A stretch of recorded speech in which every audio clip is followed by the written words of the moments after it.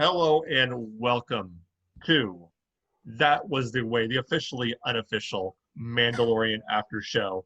And we have a great show for you tonight and a full panel once again, finally for the first time in a while.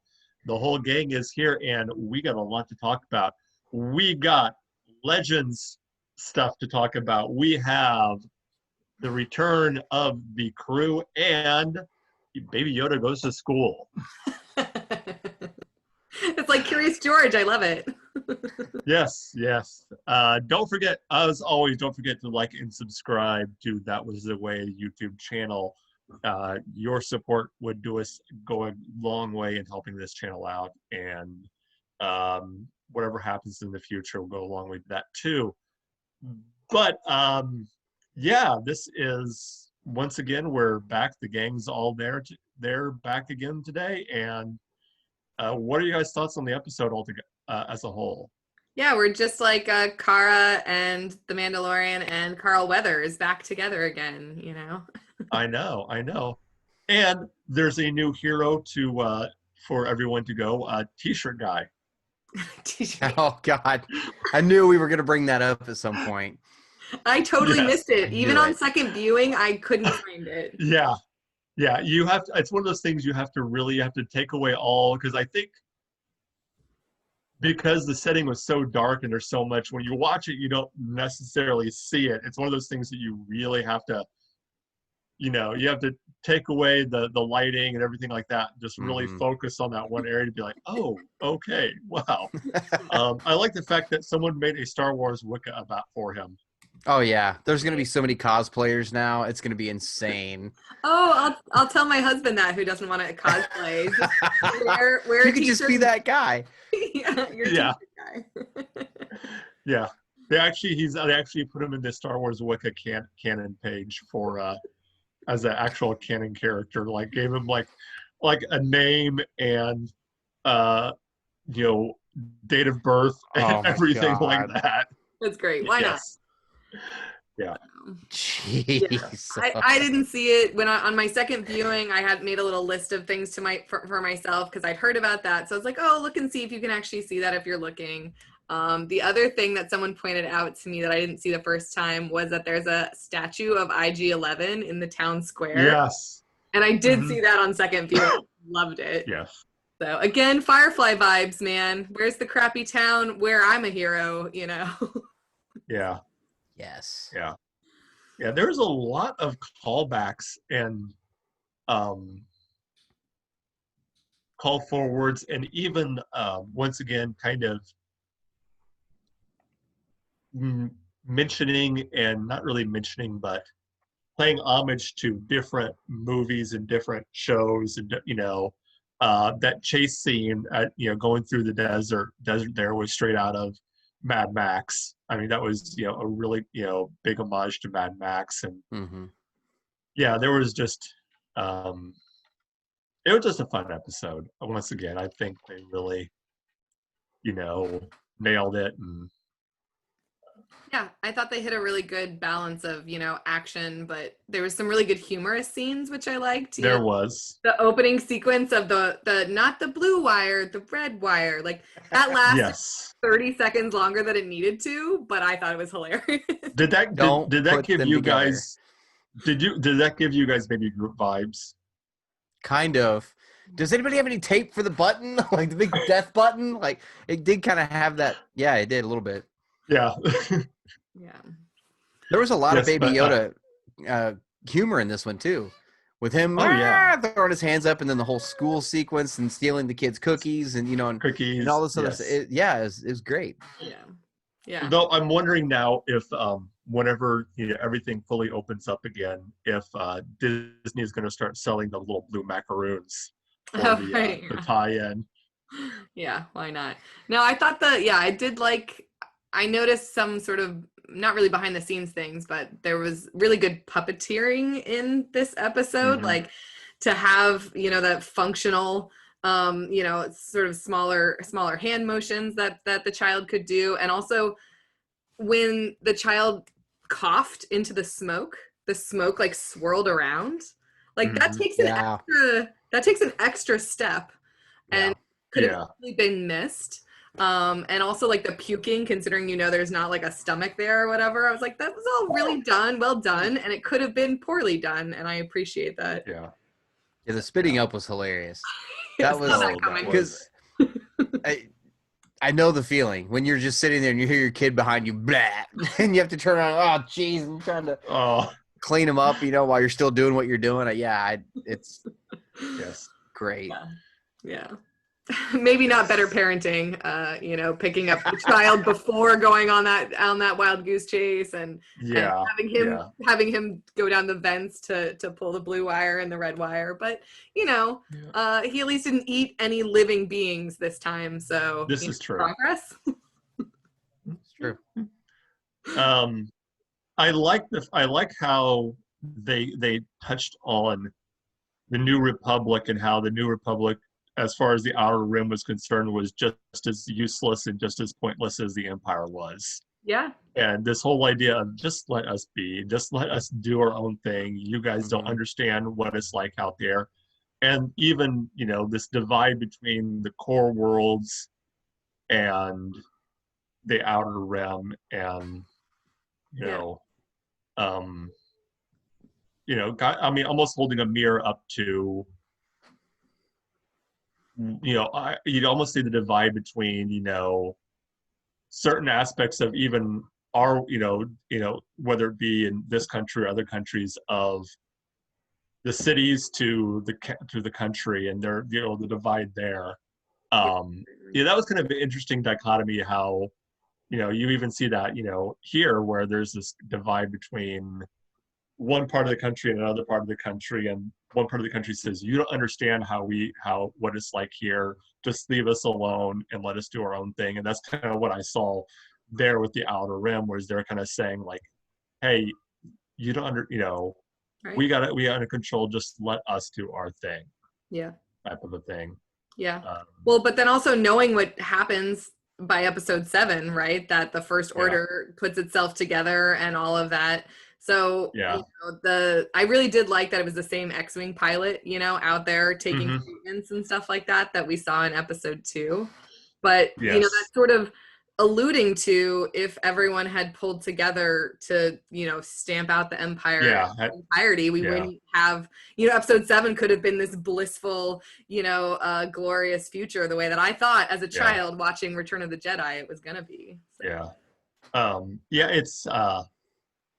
It's also interesting, like you kind of hit it on the, that X-Wing pilot knew something was going on, that knew, like he even said, like, hey, they don't understand, they don't believe that it's a big a threat as it really is, but, we need to pull together, and we can't do it, which we'll get to that here in a bit, but, this was in many ways, I wouldn't say a heist episode, but this was a, sneak into the base, get into the base, blow it up, and get out. It was pretty straightforward, but there was enough twists and turns and enough moments where you're just like, oh, that really made it for me just a fun episode. I liked even the callbacks to, I love the joke of the no railings. Yes. Yeah. Bringing up the no rail. Yes. Yes. Someone finally said it. There's no guardrail. The Empire could afford a moon-sized space station, but they couldn't afford the $50 railing. Just some PVC pipe, just something like a chain, a rope. Mag boots. What about mag boots? Those must exist. Yeah. What are we talking about here? Yeah, no, that's the Family Guy episodes really hit that on the head, and they're like, and I told him all I wanted was a rail. Like, that's all I wanted. It's just a single rail right here. You know how many times I've almost fallen off of this? One rail. Yeah, no, I really liked that. Yeah. The heist was poorly planned, in my opinion. It seemed like step by step like they had to borrow someone else's car, right? Like the Mithril had to drive them there. Mhm. Like they couldn't get in the first way. They needed someone with a jetpack, so isn't it good they had someone with a jetpack? Like it didn't go very well. There was like fortuitous they found one of those code cylinders that everyone always has, you know, Yeah. strapped to them everywhere. That's the first time I've seen it used, I think. And Mhm. like all of that was That was kind of cool. It wasn't even the place they thought it was. It was a lab with people in it that they had to kill, and it was just like no one. They had just a little recon. I feel like it was a poorly planned. Would have. I did like. Speaking of the Mithril character, his character, I did like that when Mando first came in, he basically did his version of peeing himself. Yes. Yeah. That was not. Oh crap. So interesting. Yeah. Yeah, no, I liked that. I also liked, I mean, it was sort of frustrating because I'm writing an article right now for Star Wars Insider about eye adaptations. And so I was like, well, not many people have eye problems, you know, like Maz has goggles but, you know, Han talks about not being able to see when he comes out of carbonite. And it was like, oh yeah, that could happen with the deep freeze or whatever. And then the Mithril, I don't know if it's a joke, but he was like, so he still can't see out of his left eye. And I'm like, I had to like rewrite that whole paragraph of my article that I'm turning in next week because that's news, you know, that, oh, wow, biology of some animals, they never get their eyesight back. Which tells you he was actually in carbonite for a while. Yeah. He had to have been in there for a while because, I mean, even in the comics, they've talked, because Leia was frozen in carbonite immediately after Empire Strikes Back in the comics. And like 3 or 4 days after Empire, she was frozen in carbonite, but she was thawed out within just minutes. You know, and she never lost her eyesight. She didn't have the hibernation sickness. So he had to have been in there for a minute. Interesting. Yeah. Or something about this sort of like fish biology that he's got or something. Yeah. But it also, my husband pointed out like that whole line, that's a really badass line in the previous season, right? Where he's like, I can bring you in warm or I can bring you in cold. And then he freezes him. Yeah. He uses the bring him in warm option and then he deep freezes him. So like, there's a little bit of wordplay there, but whatever. Dead or alive, or right. Yeah. Or on ice. Yeah. Yeah. Literally bring you in cold. Yeah. Yeah. Yeah. What did you guys think about having Kara back and seeing her as the Marshal? I love Kara. Yeah, me too. Yeah, I did like that was the first thing I noticed when I heard the Marshal. First thing I thought was we were going to see Timothy Oliphant again, like Timothy Oliphant, the Marshal. Then I saw Kara, I'm like, oh, okay, all right. And to find out that she's Alderanian, we never knew that before. Yeah, and we found that out last season. We did. Did we? Yeah, it's one line though. You just missed it. I must have missed that. Yeah, it's Moff Gideon's character says Cara Dune of Alderaan. When he's going through the roster of all of them. Okay, you're right. Yeah, he's going through. That's when we learn. You're right. I must not have picked up on that. Yeah, because that's how we find out the Mandalorian's name is Din. I must have missed that. It was real quick. Because when they said that in this episode, I was, like I get it now, but I guess that must have went right over my head. And although that line that the X-wing pilot says, "Did you lose anyone?" It's like, I just lost my whole planet. What do you mean the whole planet? Yeah. Yes. Did you lose anyone? Yes. Yeah. Yes. Just start with "I'm sorry for your loss." Don't make her recount all the people she lost. It's like the Imperials. Whenever they come across somebody and they start talking about the Death Star, they're like, "Oh, did you lose anyone?" Yeah, I had buddies on the Death Star, you know. So it's both sides. It's not just the Empire's atrocities. It's both sides. That's true. But yeah, I love that. What do you guys think is going on in the lab? Ooh, midichlorians. Yeah, because they mentioned the M count, the midichlorian count. The M count, yeah. The M count, which thank God they didn't say the M word. Like I hate that word. But the M count. So what is going on there? I've heard. Are these Palpatine clones? Are they Snoke? Like, are they? What's going on? Yeah, I'm thinking. I think it has to do with the what we see at the end. I think they're trying to do force sensitive stormtroopers, or should I say it? Yes, you can say it. Dark troopers. I'm so excited. For those on the audio version, Brian is doing a little dance. Oh my God. I was telling Melissa before you got on, Mark, when that happened in the episode, I jumped up and Kirsty was like, what is it? What's going on? And I was just freaking out the same way I did when I saw the Darksaber. And I was just fanboying. And then I had to back it up and pause it. And I got real close to my TV and I'm like, that's exactly what that is. And then I had to explain to Kirsty what a Dark Trooper was. And I was like, there's this video game called Dark Forces. And there was Dark Forces 2 Jedi Knight, and then there was Jedi Knight 2 Jedi Outcast. And I had to explain to her the whole thing about the Dark Troopers and the Shadow Troopers. Because you had Shadow Troopers also that had, the Force abilities inside of a Kyber crystal. So you had those as well. So I'm curious to see which way they're going to go with that. Yeah, and I do know because I watched another video where someone had watched it with, I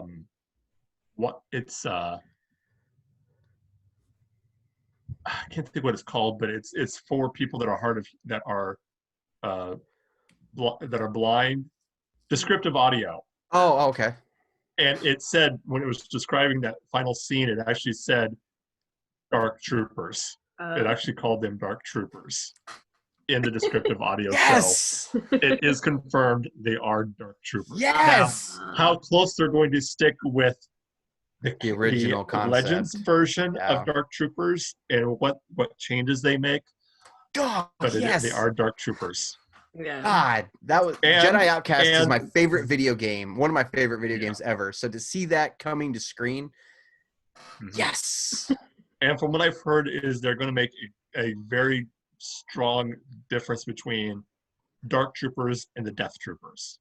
That we saw in Rogue One. That they're going to be two completely different types of stormtroopers. Okay.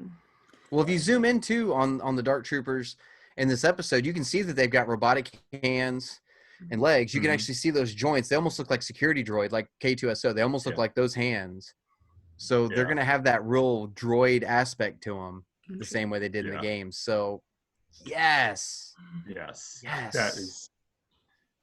But yeah, I thought they did a good job with the scientist sort of information, from Dr. Parrish or whatever his name is. Pershing, I think. Pershing. Just vague enough that you can't actually be sure of what they were doing. Like, I feel like whoever wrote that little speech was like, let's say what we actually mean and then take out like every third word and, just like change a couple of things to be vague enough that you don't quite know. But, talking about the child, obviously, and then there's the volunteer, which is question mark. Maybe and then there's also talk about needing blood and stuff like that. So I think they're creating or experimenting on how to create force sensitive life. So and I think they're trying to figure out how to transfer somewhat force ability into a clone. I think is what they're trying to do. Yeah. And how do you do that? How do you Yeah. I don't, as a scientist, I shouldn't say I liked the scientists destroying data, because I don't in a philosophical way, but in a cinematic way, I did like them in there, just like deleting things and then just shooting the consoles when they got caught doing it. Like, I did like that sort of sequence. And they were looking for a blood sample with a high M count, and now they've got this beacon on Mando's ship, and who is he going to go find right now? So I think somebody. I think Ahsoka is going to play a bigger role in the last part of the season than what I think we're actually thinking she's going to. Yeah. Now here's the question: are we done with Cara and Carl Weathers' character, or do you think we'll see them again? And when? Do you think this will be something that they show up at the end of the season to kind of wrap everything up? Because it looks like the way the show, especially with Cara, it looked like the way the show it ended with Cara was Cara's got some decisions to make, and that she could go off on her own and do her own thing, with the New Republic or the Resistance or whatever. I mean, Yeah, I 'cause can't. it seemed like they wrote that one very, very open-ended. Yeah, her.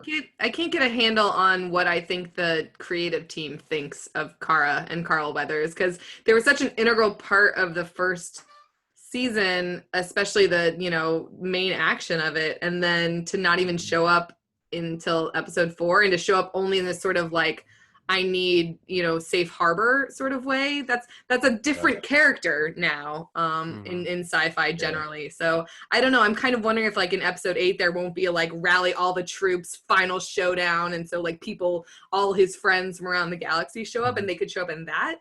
But other than that, I don't know what you do with those characters now. So I hope so. I like her. I want to be that at Comic-Con next time, because I was like looking, I'm like, those are just some turquoise yoga pants, and then like I could just that, and I want that tattoo on my face. Like, well, she's got, it looks like the Corellian blood stripes also. Yes.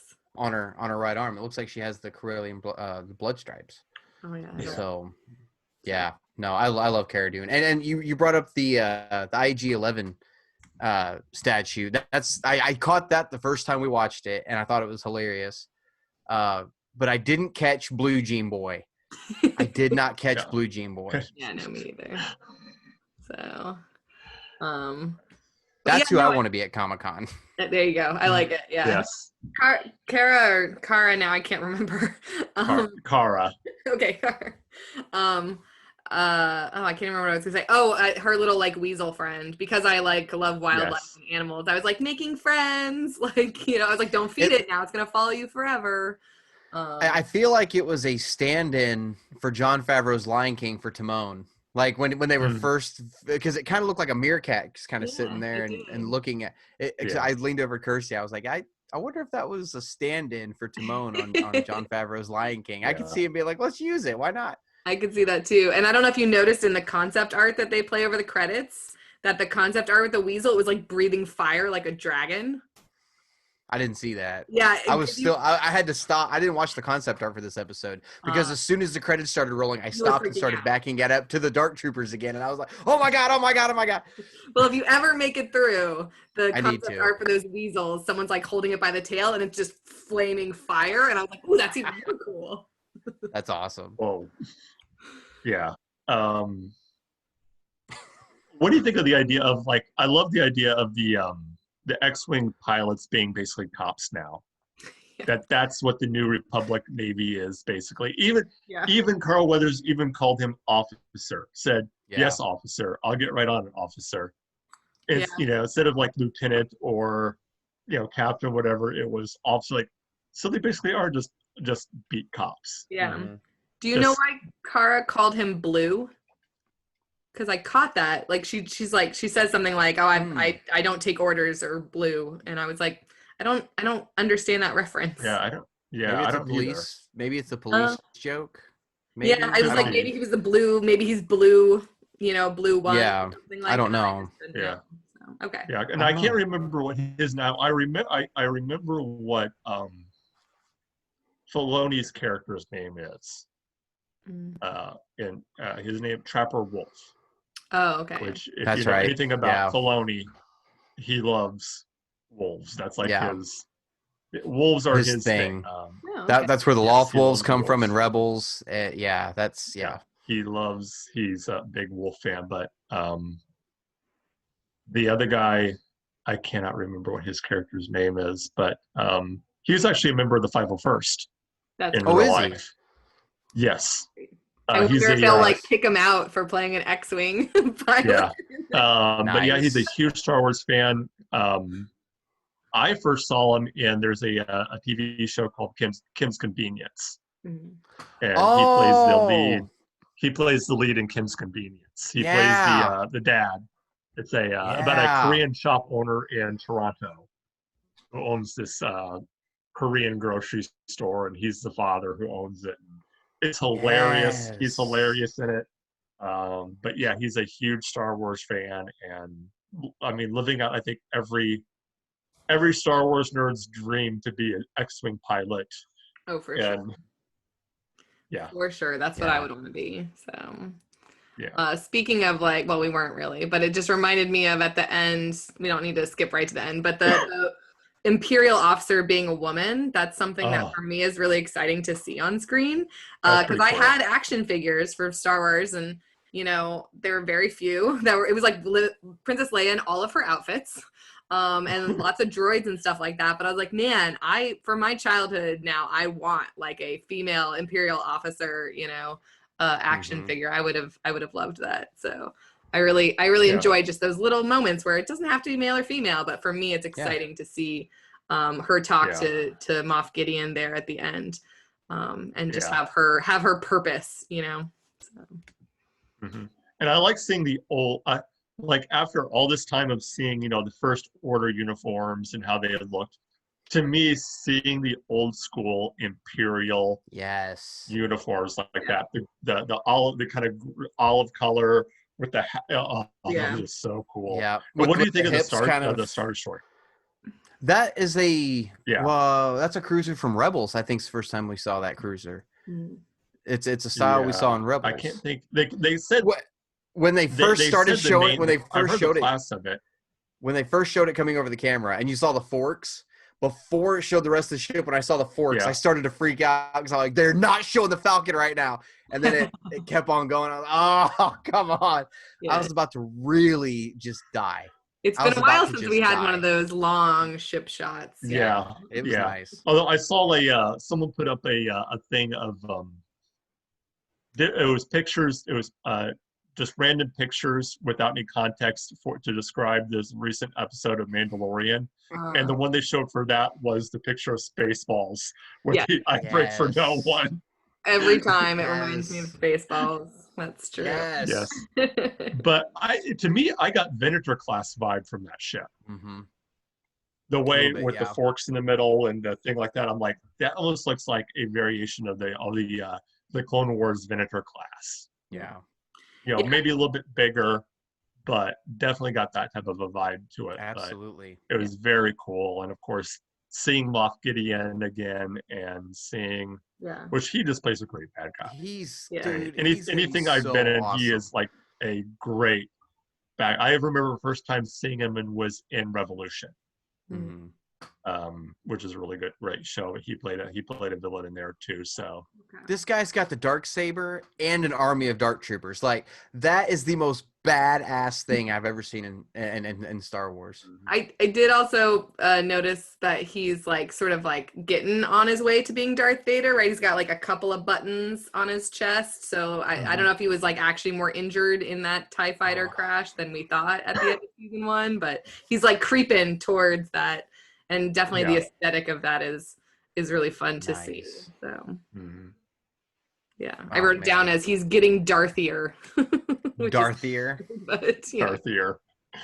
Yes. Also in that sequence, I really enjoyed, there's like a technician in the background just with like a checklist or something like that, instead of all the like dark trooper outfits, and that's such a little moment to me, but it makes it really realistic that like he's there posing dramatically, there's like wind or something, but there's also some guy doing his job in that shuttle.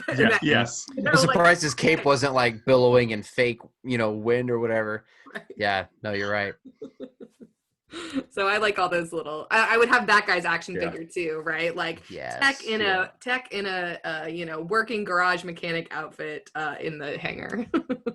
Yeah, as someone who's always really been into like the ships and the planes, it was cool to see the TIE fighters again. And I never knew what type of TIEs those were called, but I finally got confirmation of what Outriders. Outlander. Outlander, that's it. Yeah, Outlanders. They're the Outlander TIEs. I love how because that's the other thing I've always wondered, the is wings like how do when they land, how do they land on like surface? I understand like the Star Destroyer like has the little claw that just picks them up and like that, but it's like how do they do that? I'm like, okay, they kind of the wings kind of go down like that, and then they're able to get in. And I couldn't remember when that got introduced to us, but it is really cool. It was the same as in Force Awakens. The first time I saw it was last season when you see Moff Gideon's tie, land like that, and the wings go down. Like, okay, that's cool. Yeah, that is cool. Well, that and like in Force Awakens, where they've got the like sort of conveyor belt of them in the hangar. I remember being like, "That's so cool! We've never seen that before." So one of the simple things that I like to look for in Star Wars stuff now, and there's a lot of it in Mandalorian in this episode, is just stormtrooper small talk and like stormtroopers just calling orders out in general, because they always seem so classic. You know, like anytime you hear a stormtrooper say, "There they are, blast them," and it sounds exactly the way it did in A New Hope when they come into Docking Bay 94 and start shooting at the Falcon. yeah. It sounds just like that. Or anytime you hear them talking about, "Hey, have you seen the new T-16s?" Like, you know, just a little small talk in the background is so great. Yeah. And every stormtrooper I've heard talk so far in this sounds like a stormtrooper. Actually has that same monotone voice. Yeah. They had in the classic. I love it. There's been a couple of times where I was like, they could have just copied this audio from the original series. You know, like they did some of that for Rogue One, right? Where it's very clearly the same sequence, you know, the stay on target and all that kind of stuff where they did. And there's been a couple of times I did notice, I think it was in the base TK417, and I was like, "Ooh, that's very close. He must have been close. The same class as TK421." That's 4 guys away. He was 3 guys down that way. Yeah. So I like that, but not love little stuff like that. Yeah. I did. Sorry. We have to talk about the child at school. That's where I was going to go to. I was like, we have to. Baby Yoda goes to class.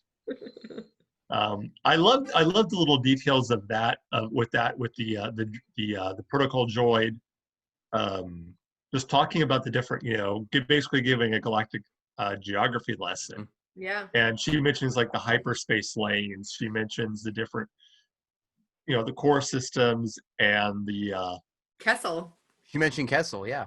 Yeah. She mentioned Kessel. She mentioned and the maelstrom around it. Yeah. Maelstrom. I had the closed captioning on. Otherwise, I wouldn't have heard it. But I was like, "Oh, she's talking about Kessel. That's awesome." Yeah. Yeah. Yeah. I think Coruscant got name dropped too in this. Yeah. In this one. Yeah. Which, of course, at this time it is no longer the capital. I don't think it is. Yeah, I think you're right. I don't think it is at this point. I think Chandrilla is at this point. Chandrilla is the capital at this point, because right after the the refounding of the New Republic, they decided move the capital. They would move the capital every few years. They would move the capital, so it was never in one central place. It just happened to be on Hosnian Prime in 7. Yeah. Yeah. The idea was that no one system would have supremacy over any other system, that they would move the capital so that each one, you know, every system would get a chance to. Can you imagine the logistics of every 5 or 6 years just moving the government like across the galaxy? Yeah. Jesus. Yeah, that would be like, all right, guys, okay, Washington, D.C.'s had enough 200 years of we're going to move it to Salem, Oregon. What? Yeah, exactly. That would be like, let's move it to Seattle's the new capital. What? Bunch of U-Hauls. Let's do this. All right. Was anyone else worried that he was going to get like bullied or something like that? Like when he came in and everyone was like whispering, all the little kids are whispering, including the girl with her like Ray haircut. I saw that too. Yeah. I was like, oh no, he's not going to get bullied, is he? And I'm glad choking the bully in class. Right. Yeah. Force choking the kid. Well, because there also weren't that I noticed any alien kids. You know, I don't know if it was just didn't want to deal with the hair and makeup or whatever of that. But I noticed it was all like, you know, human kids with various, you know, space goggles and haircuts and stuff to show that they were a little different. But I'll say this too. I saw a meme the other day that said the most unrealistic thing in The Mandalorian so far is how easily the Mandalorian can find a babysitter. Yeah. Totally true. Totally true. He's fine. Just leave him. Let's go talk business. I wish somebody would come get my kid and be like, he's fine. Let's go do something. Like, yeah, that's fair. I hadn't thought about that, but yeah. Well, I mean, certainly was it the previous episode where he left him with the frogs? I was like, don't do that. But you know, this time at least he was only going to steal some kids' cookies and nothing more tragic than that. That was hilarious. I noticed that Carl Weathers directed this episode, and I know that directors aren't writers, but like also his character was a dick this entire episode.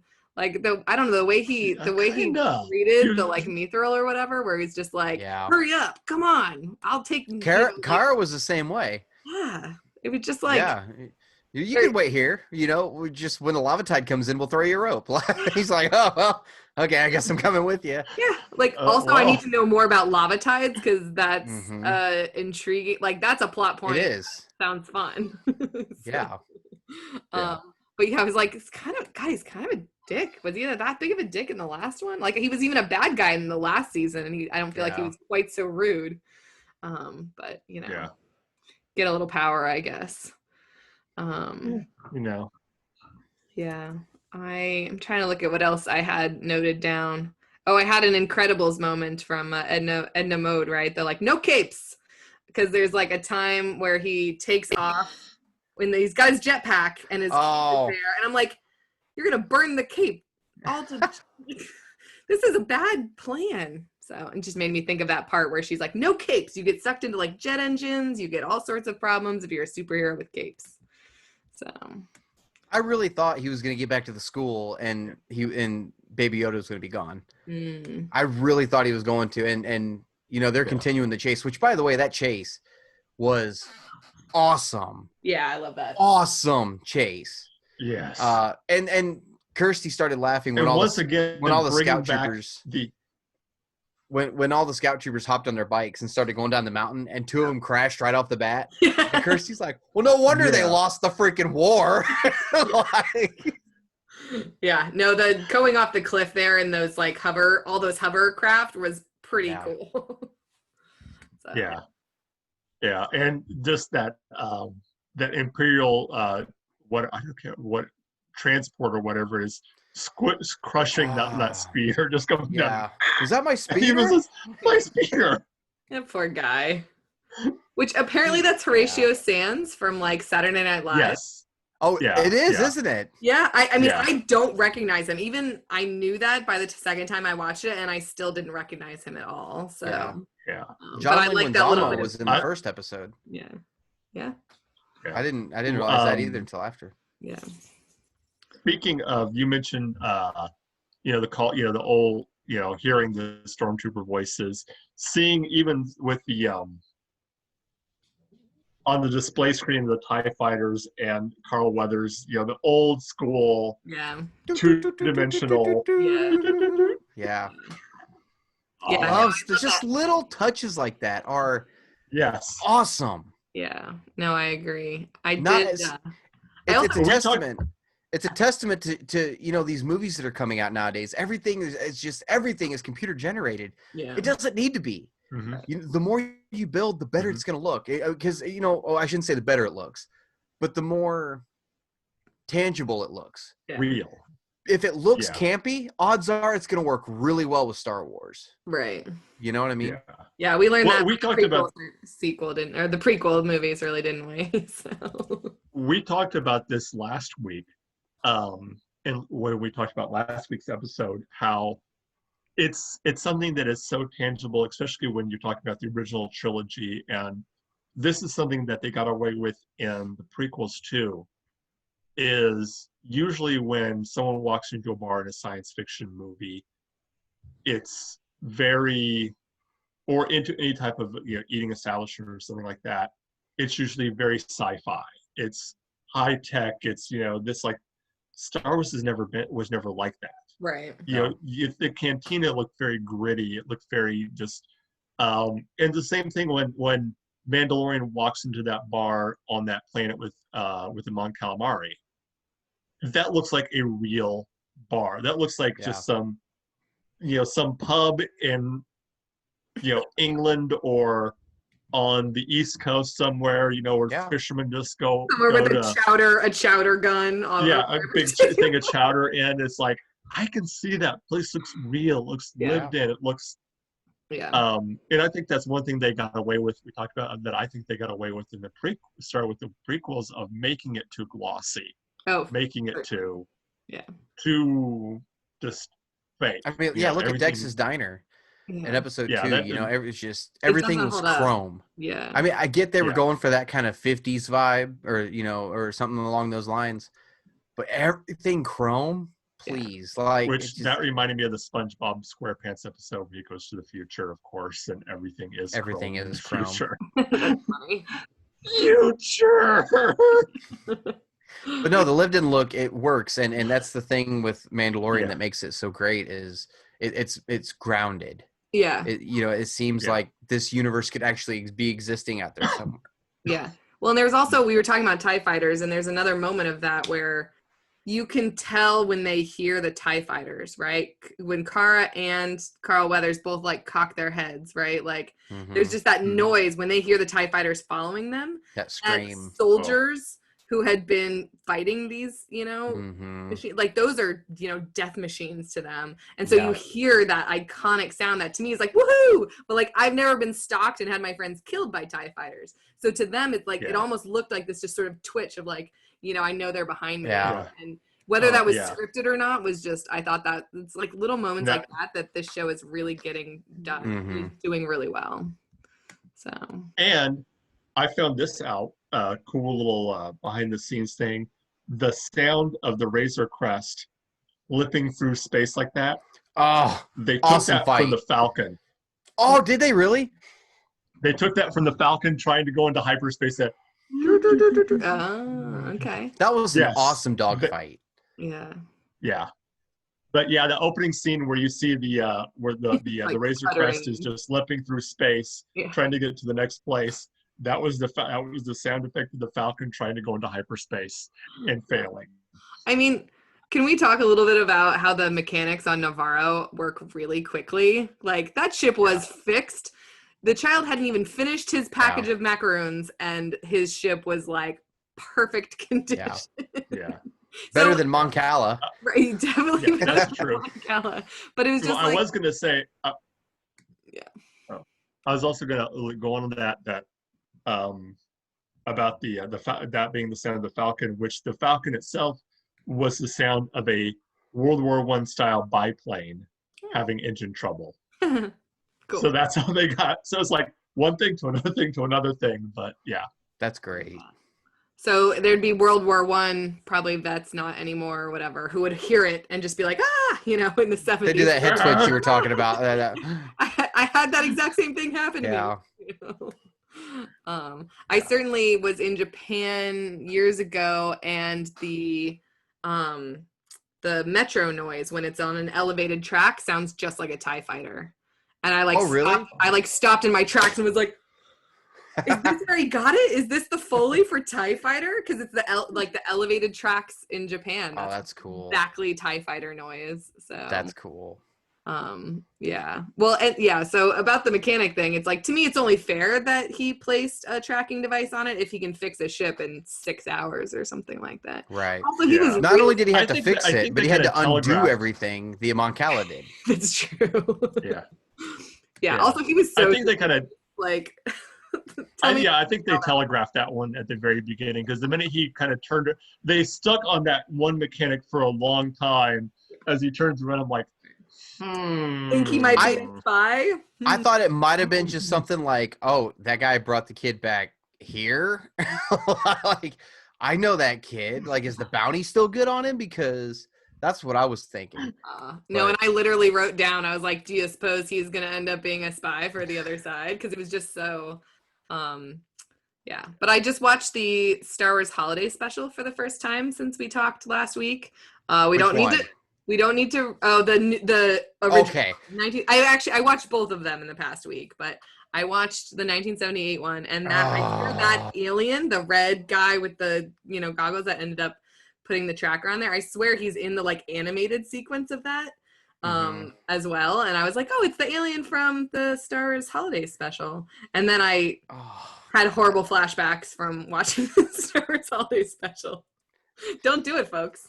Don't. I don't know why I decided I needed to, but I got Kirsty to watch it for the first time 2 or 3 years ago, because somebody on my Facebook page was airing, live streaming it for like a one-time Christmas thing. They were just like, hey, I'm going to air it for everybody. And we tuned in and watched it. And she was just like sat there the whole time like, what? Yeah. And then for the next like year, all I heard was stir, whip, whip, whip, stir. And that's all I heard when she was cooking. I was like, shut up. That's very God. Do either of you guys know what that shield was that Kara and the X-Wing pilot were both like? Is that No. like I mean, I it's don't know. ID or something? I don't know. Okay. I don't know. Okay. I wasn't sure. I assumed it was just something I didn't know because I didn't watch, I don't know. Was it a badge? That's what it looked like to me. Like It almost looked like a badge. Yeah. Yeah. I couldn't tell if it was ID because it looked like it had little like military service bars almost at the bottom. So yeah. I think it would have been cool had it not been a badge. I mean, I don't know where they're going to go with that eventually, but I think it would have been cool had he laid down, a Rebel Alliance medal or something, kind of like what Han and Luke got at the end of episode 4. Like that would have been so cool. Like if she got a medal. Yes. Chewie finally got one in episode 9 too. That was like my favorite moment of that movie. But yeah, no, I that would have been good. I like that. Yeah. Yeah. But, and is it just me, and maybe it's because of the New Republic now, but was his flight suit just like really orange? It was just like vibrant, bright, like like OxyClean orange. Like it was, because I'm so used to him being grungy and you know what I mean? You know what I'm saying? Like from the classic trilogy. I guess you'd have to keep him pristine now, though. I don't know. It just, to me, that was one of those things that make it stand out. Like, okay, this is, or maybe it's just because of the 4K resolution. I was about to say, I think it's just be a better technology in filming now that you can actually see the right colors. Right. Because I was trying to think. I was like, well, usually you see them sitting down, you only see a little bit of it, but we see them plenty of sequences where they're up and about. So, yeah, I think it's just your what they're filming it in. It's the 4K. Thanks, 4K. Yeah. So. Yeah. So what do you guys think is going to happen? So, I was just leading into, that's just where I was going to go to as we kind of start to wrap things up. Where do you think you guys go from here? Where do you think they go from here? I don't know. Brian tells me that we've seen everything from the trailer. I still never watched it, but he says we've seen now every scene from the trailer. So it sounds like nobody knows, which is exciting to me. Yeah. I don't know. Yeah. I'm going to make a prediction. Okay. He's going to go find Ahsoka. May not be in the actually I'm going to go ahead and say it's going to be in the next episode because Dave Filoni is directing the next episode. Mm-hmm. And they did say, I think the time for it came out, I think it's like 58 minutes long, something like that. So it's going to be a long one. I know that has been put out. So I'm going to say he's going to find Ahsoka in the next one. The tracking beacon's going to end up coming into it. Gideon's going to attack. Ahsoka's going to think he led the Empire to her. And shenanigans will ensue. Yeah, maybe she'll hop to a different planet or to a different safe spot, and then it'll take another couple episodes to track her down again or something. Yeah. Interesting. Yeah, do you think that the Boba Fett character is going to come back around this season? Aren't there rumors now that there's going to be a Boba Fett series that takes place? I think because I think even Star Wars News Net was reporting on it. Yeah. That they were talking about doing a Boba Fett series. Maybe. Yeah. And they said it was going to take place between Return of the Jedi and season 2 of Mandalorian. So basically leading up to that moment. Okay. So but I mean, that's just rumor at this point. I don't want to run with it, but if that's the case, because they were talking about it's going to start shooting next week. And I'm like, okay, well, that's where you're messing up because Obi-Wan's been talked about for how long, but we're not shooting that until January. So they're not even shooting the Cassian Andor series yet, from what I understand. Which I am so excited for. Me too. So excited for Cassian. Yes. So. But anyway, I think Boba Fett's going to come back, and I think they didn't put him in there for nothing. Right. They didn't put him in there for nothing. So they've had a plan for a while because he was in season 1. Now he's popped up in season 2. He's going to pop up again. Yeah. Do you think that maybe they're wanting to set him up as, because I think with this season you'll finally get the final kind of thing, or I don't think you're going to see 3 seasons of Moff Gideon being the villain. Mm-hmm. I think that he was kind of underlining villain of last season, and the main villain for this season. I don't think you're going to see 3 seasons of him being the villain. I think that would just be overkill for this series. So, do you think that maybe next season the main villain will be Boba Fett? I don't know. That they're setting up for Boba to be the main villain next season. Yeah, it's a good question. Because is Boba Fett a villain? Do we need to get philosophical here? He wants that armor back. Because I feel like he was going after that armor. Like, I feel like he barely missed that armor. Yes, he's like, no. Just by like 5 or 10 minutes. Like, he was looking for it for 5 years and was like, I know where it is. I'm fine. Today's the day. And then he got there and the guy took off and he was like, here we back to square one. Yeah. I shouldn't have stopped off for 2 days to have a vacation. If only I'd gotten here. Yep. Yeah. If only that bathroom would have had toilet paper in it. I didn't have to wait for that guy to bring it to me. I'd have made it on time. So there's a lot. I think what would be an interesting thing for next season if they touched on, the big question that's been, and I think everyone's talking about when they talk about Boba Fett is Boba Fett a Mandalorian? Mm-hmm.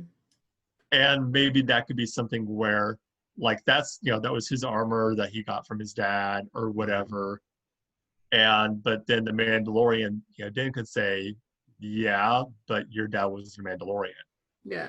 You didn't deserve that armor, just like you don't deserve that armor because you're not one of, you didn't earn it as a Mandalorian. I'd be interested in a couple more episodes of the other Mandalorians seeming like the bad guy. Little bit, because I didn't know all the background about it, that little bit in the 3rd episode, I think, was fascinating to me. Like, I was so upset when they like flew off and took their leave of each other, because I'm like, wait, no, I want to hash this out. Like, what are the Mandalorians? What is this Child of the Watch? Like, I need to know all of these things. So I would love, even if it's like this misunderstanding hijinks conflict that doesn't need to be a conflict for 3 episodes, I want that, honestly. There's quite a bit of that in Rebels and Clone Wars.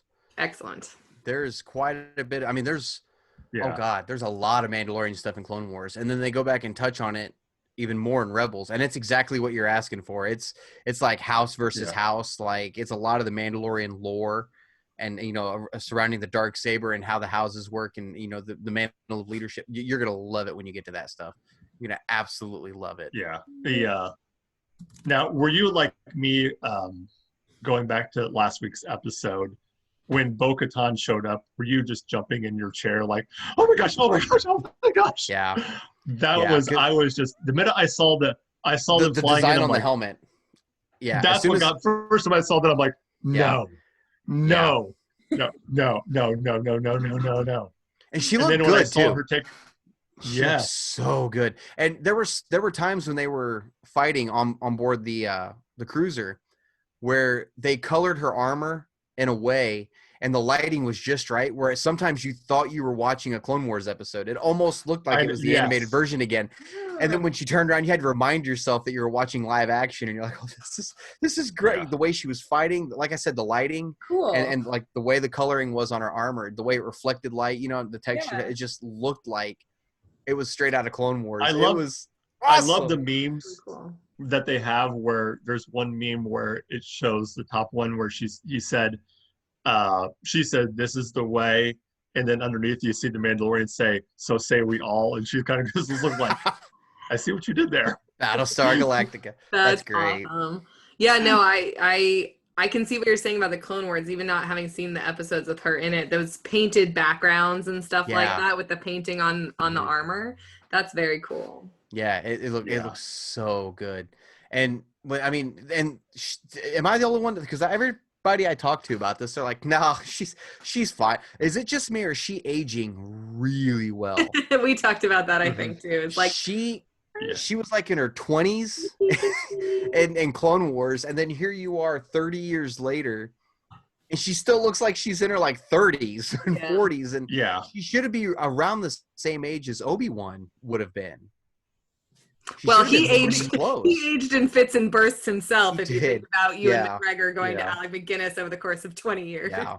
So maybe she'll age like Yeah. you know, after this a lot. Maybe. Well, I don't know, said something to Kirsty, and she was just like, "Well, she stays active and fit." No, she lives in the Star Wars universe. It's stressful. Right, but you can also Well, wait how old was she away, in Rebels? right? Because Rebels. Okay, so I think she was in her 20s in Clone Wars, which means she could have been in her 30s in Rebels, which would put her Rebel in her and Rebels took around late was 40s or around the same 50s. time as the original trilogy, Rebels or was just before the original 5. trilogy. She So I popped up think in she would have been season closer 4. to Han's age. She was 5 or 6 years before A New Hope. So 5, 6, 7, 8, 9. So 14 years later, Mandalorian and Rebels would be about 14, 15 years apart. So okay, maybe, I don't know. Maybe I'm being a little too unforgiving. I'd still rather like wave it off with a like, well, who knows what you know species she couldn't have put like a streak of gray or something. On a different planet, or she was in carbonite for 15 of those years. Like, we don't know. You could. That's the thing is with sci-fi, you can explain everything away. It's like, I want to cast Katie Sackhoff. Say she is this old. This is who we're casting. Like, I'd rather that explanation than the like whole caricature. Like, we don't get to talk about whether or not I aged well sort of conversation. You know, like. Yeah, I put her closer at Han's age. Okay. I think she'd be closer to Han's age in the original trilogy. So casting her as I think would be a good fit, even for the age group. You know, she's got that look that she can play various different ages. I think. Yeah. She can play younger. She can play older. You know, she can play whatever you need her to play for a wide variety of things. But and I didn't know until we were talking about it last week that it was like the voice actress, also for like that to me is just such a fun thing to do that. So whenever someone thought like, hey, let's do this, I'm really glad they went with it instead of recasting something. So Yeah, no, I was freaking out. Yeah. Yeah, he missed you last week. I know he wanted to talk to somebody about it. I know he asked me last night. I about died because he's looking for other Mandalorians, right? And you see the other girl that was with her first in the hood. And there were all these rumors that was going to be Sabine Wren from Rebels, and then it turned out not to be. And then when as soon as they all landed and I saw the markings across their helmet, I like, oh my God, why is she on Mon Cala? Holy shit! Like it was one of those things that every time she was on screen, and when she took the helmet off, like, she looks so good.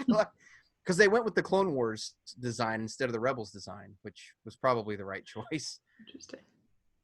But yeah, I lost my mind.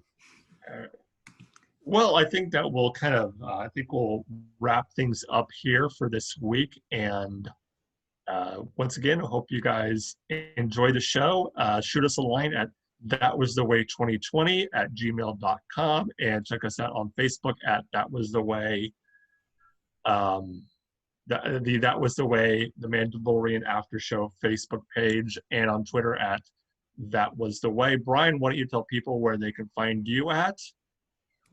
You guys can find me on the Star Wars Canon podcast. We just made our return episode this past weekend. Me and my 3 new co-hosts talk about all things canon. You guys can listen to that on YouTube now. Also, I did a little video version of it. I guess that's what it's going to be from now on. It's mainly on Spotify, Apple Podcasts, Stitcher, Castbox, and Anchor, as well as the Star Wars Canon Library mobile app, which is available now on Google Play. Coming soon to the App Store, spring 2021. Awesome. Melissa, what about you? You can find me on Twitter at Melissa Truth or many_scientist. You can also find an article I wrote in this month's Stars Insider magazine about exogorths. Nice. Where I talk to deep sea scientists who study animals very similar to exogorths. And I think that's it. And then here, weekly. Yes.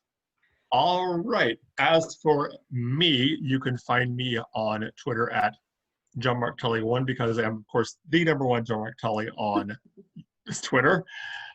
You can find me on Facebook at Mark Tully, and on that's pretty much it for all my stuff. You can also hear me each and every week on War of the Stars podcast, a Star Wars podcast, which you can also link to at the Star Wars Canon mobile app now. So you can check us out there.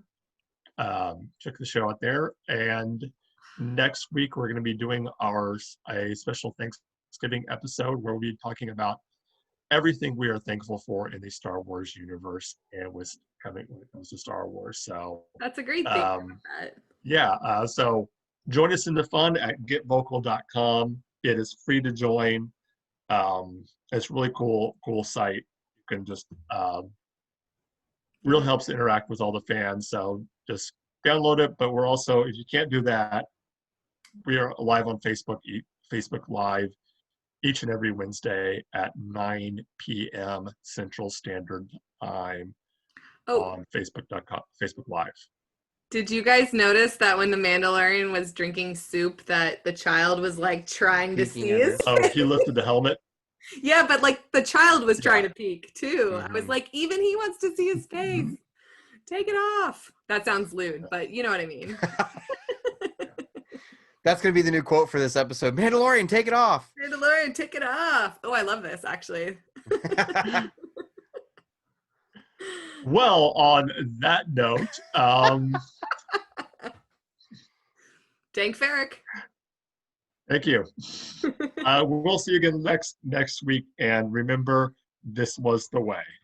This was the way. Bye, everybody.